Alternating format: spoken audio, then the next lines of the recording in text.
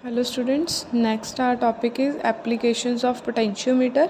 तो application of potentiometer क्या है? How can you compare EMF of two cells using potentiometer. मतलब कि आपने टू सेल्स लिए हैं, उसकी ईएमएफ आपने यहाँ पे जज करनी है, तो उसको कैसे निकाल सकते हैं बाय यूजिंग पोटेंशियोमीटर। हम कैसे उसको कंपेयर कर सकते हैं, अब हमने ये एक्सप्रेशन निकालने हैं। ठीक है, potentiometer is use to compare the EMF of two cells. कहते हैं टू सेल्स की ईएमएफ को कंपेयर करने के लिए पोटेंशियोमीटर यूज़ होता है। ठीक है, तो इसमें क्या है, ये सर्किट डायग्राम बना है, इसमें के की है, ये वाली के जो है की है। अब कह रहे हैं K1 जो आपकी के की है वो क्लोज कर देते हैं, तो करंट आपका फ्लो करेगा फ्रॉम द वायर AB। ये A है और ये B टर्मिनल है, AB टर्मिनल से आपका करंट फ्लो करेगा। ठीक है, फिर कह रहे हैं नाउ की is inserted between S1 and S2। S1 and S2 के बीच में आपने देखो यहाँ पे एक S1 है एक S2 है। S1 से S तक जोड़ते हो अगर, तो E1 EMF चलेगी। अगर S2 विद S करते हो तो E2 चलेगी। सो फर्स्ट केस में क्या किया उन्होंने, पहले ये वाली की इंसर्ट करी है, ये वायर से आपका करंट फ्लो कर रहा है, और ये वायर से आगे उन्होंने क्या किया हुआ है, A1 एक आपका EMF है सेल का, और S1 उसके आपकी की का एक टर्मिनल है। अब कह रहे हैं S1 विद S टर्मिनल आपने ज्वाइंट करना है, so that EMF of E1 is in the circuit. तो E1 आपका सर्किट के अंडर आ जाएगा। नाउ J इज़ द जोकी, यहाँ पे गैल्वेनोमीटर के साथ जोकी अटैच होएगी। जोकी आपकी एज लाइक पेंसिल होती है। ठीक है, जैसे आपकी पेंसिल वर्क करती है सेम वैसी होती है। ठीक है, तो क्या है कि जोकी को ऐसे आपने पेंसिल पॉइंटर की तरह ही होती है, वो पेंसिल की तरह आपने एक वायर के ऊपर स्लाइड ओवर करनी होती है। ठीक है, तो जे जोकी जो है उसको स्लाइड ओवर करना होता है। तो लेट द पॉइंट P, जो आपका P पॉइंट है, कि वो पॉइंट ऐसा है जहाँ पे गैल्वेनोमीटर की डिफ्लेक्शन ज़ीरो आ रही है। ठीक है, तो P पॉइंट क्या होएगा, नल पॉइंट होएगा। नल पॉइंट क्या होता है, जहाँ पे आपका गैल्वेनोमीटर कोई डिफ्लेक्शन शो ना करे।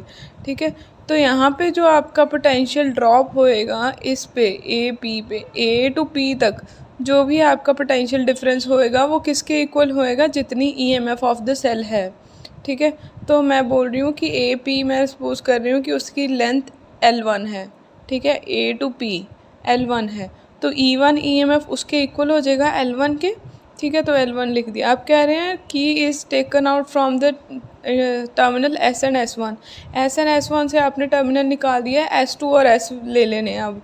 ठीक है, S2 और S आपने इंसर्ट कर देना है, फिर जोकी को स्लाइड ओवर करना है। तो अब P डैश पॉइंट ऐसा आएगा जहाँ पे गैल्वेनोमीटर की डिफ्लेक्शन ज़ीरो आ जाएगी। ठीक है, तो उस लेंथ को AP प्राइम को AP डैश या AP प्राइम जो भी आपकी वैल्यू यहाँ तक आएगी उसको मैं L प्राइम ले रही हूँ। ठीक है, या L प्राइम ले लो या L2 ले लो, विश आपकी विश है।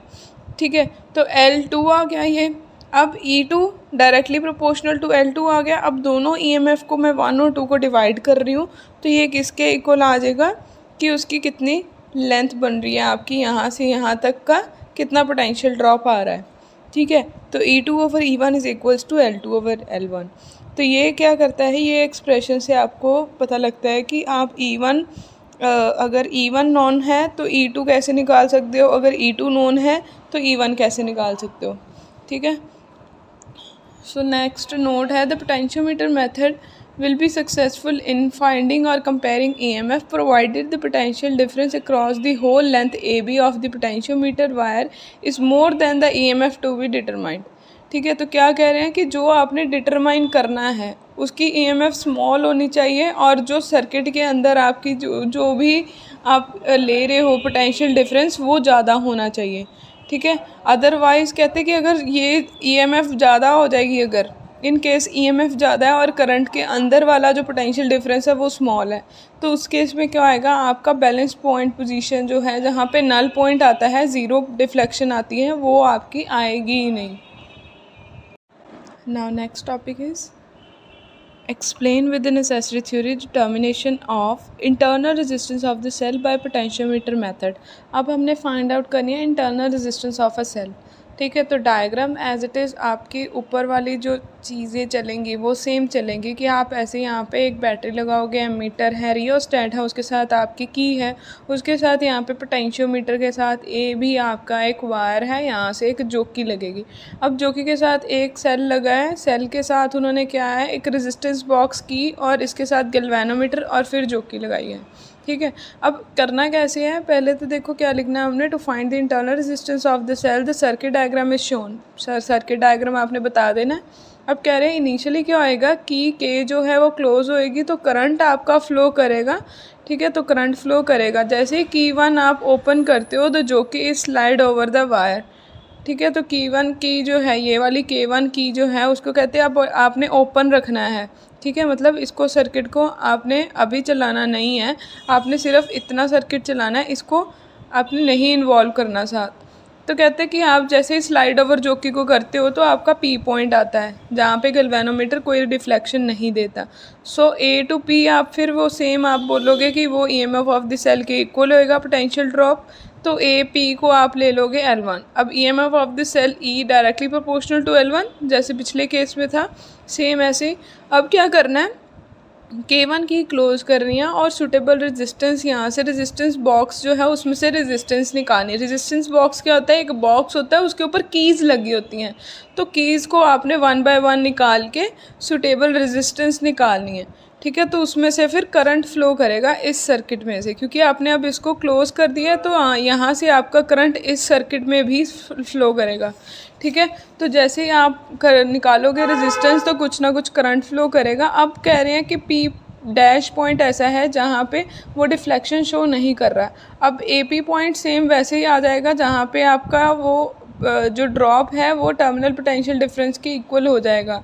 अब टर्मिनल पोटेंशियल डिफरेंस क्या है कि इस सेल के अक्रॉस कितना टर्मिनल पोटेंशियल डिफरेंस आ रहा है, इसकी वजह से इंटरनल रेजिस्टेंस बॉक्स जो है आपका उसकी वजह से इसके अराउंड आपका टर्मिनल पोटेंशियल डिफरेंस कितना आ रहा है वो V सपोज करेंगे, कैपिटल V, वो L2 के इक्वल हो जाएगा। अब इन दोनों को आप डिवाइड कर दोगे, L1 L2 आ जाएगा।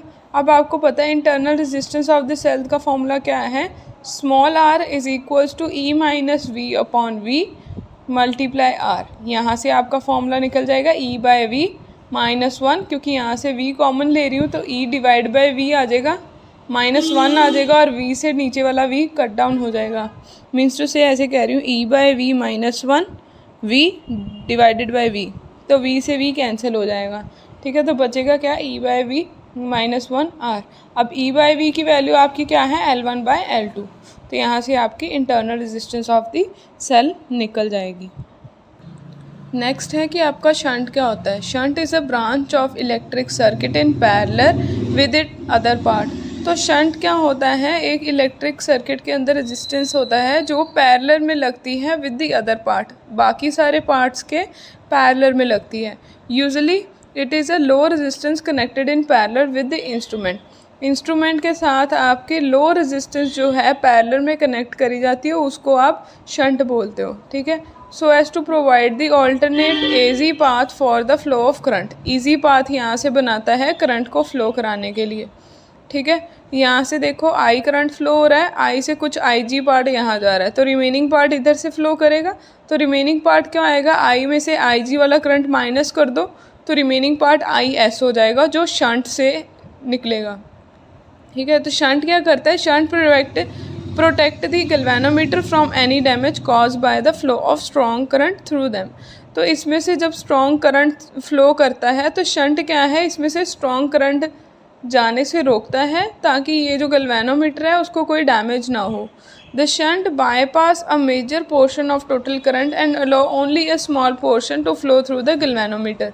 तो जहाँ से अगर यहाँ से हैवी करंट पास आउट होता है तो शंट क्या है कि यहाँ से कुछ करंट अपनी तरफ ले जाता है कि जो करंट डायरेक्ट फ्लो होना है वो मिनिमल हो, बाकी पोर्शन वो शंट अपने अंदर से फ्लो करवाता है। ठीक है। Suppose a shunt of resistance S is connected in series with galvanometer G as shown in figure. ऐसा आपका शंट है, G गैल्वेनोमीटर इसके पैरेलल में लगा है। IG आपका करंट होएगा फ्लोइंग थ्रू गैल्वेनोमीटर, IS आपका होएगा थ्रू द शंट। तो टोटल करंट क्या होएगा यहाँ से, IS plus IG, IS IG, तो पूरा टोटल क्या बनेगा, I करंट बनेगा। ठीक है।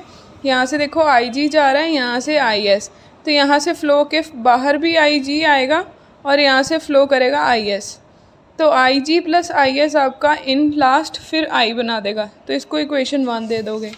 ठीक है, तो नेक्स्ट कह रहे हैं कि as G and S are in parallel, दोनों पैरेलल में है तो potential difference across S equals to potential difference across G, जितना उधर से पोटेंशियल डिफरेंस है सेम ही होएगा क्योंकि पैरेलल में लगे हैं, पैरेलल में पोटेंशियल डिफरेंस सेम रहता है। ठीक है, आई एस इंटू एस हो जाएगा। ठीक है, V is equals to I R, R आपका ये चीज़ है एस, यहाँ पे आर आपका जी है। ठीक है, तो आई एस की वैल्यू आपको मैंने बताई है यहाँ पे पीछे ही कि आई माइनस आई जी निकालेंगे इक्वेशन 1 से, ये सॉल्व कर लेंगे। यहाँ से देखो ये सॉल्व करके यहाँ तक आप आ जाओगे इक्वेशन 2 तक। ये इक्वेशन 2 आपको क्या देगा, which gives the current through the galvanometer, ये आपको गैल्वेनोमीटर के अक्रॉस जो करंट फ्लो हो रहा है उसकी वैल्यू दे देगा। ठीक है, फिर फर्स्ट वैल्यू से आप आई जी की वैल्यू ये वाली सेकंड वाली फर्स्ट इक्वेशन में पुट कर दोगे।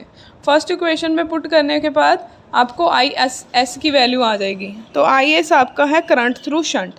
ठीक है, नेक्स्ट है कि शंट के यूजेस क्या है, ये गैल्वेनोमीटर को प्रोटेक्ट करता है, ये गैल्वेनोमीटर को एमीटर में कन्वर्ट करने में हेल्प करता है, और इसमें क्या है इंक्रीज़ करता है range of the ammeter, ammeter की रेंज को भी इंक्रीज़ कर